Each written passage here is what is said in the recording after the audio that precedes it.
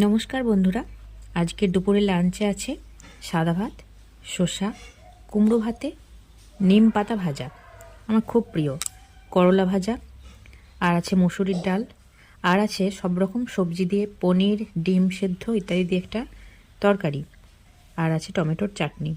চাটনিটা আমি অল্পই নিয়েছি, তার কারণ ওটাতে মিষ্টিটা একটু বেশি হয়ে গেছে, আর বেশি মিষ্টি আমি একদম পছন্দ করি না।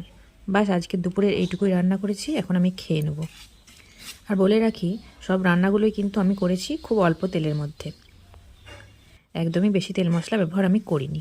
তো চলো খাওয়াটা শুরু করা যাক। এই ফাল্গুন চৈত্র মাসে আমার কিন্তু খাবারের তালিকায় রোজ যেটা থাকে সেটা হচ্ছে নিম পাতা ভাজা, অথবা নিম বেগুন, কিংবা আলু ভাতের সঙ্গে নিম পাতা ভেজে মাখা। এই জিনিসটা আমি খুব পছন্দ করি। এই সময় খাওয়াও খুব স্বাস্থ্যের পক্ষে ভালো, আর খেতেও আমার কিন্তু খুব ভালো লাগে। এই ভিডিওটা এখানেই শেষ করলাম। তোমাদের সাথে আমার আবার দেখা হচ্ছে পরের কোনো ভিডিওতে। ততক্ষণের জন্য ভালো থেকো।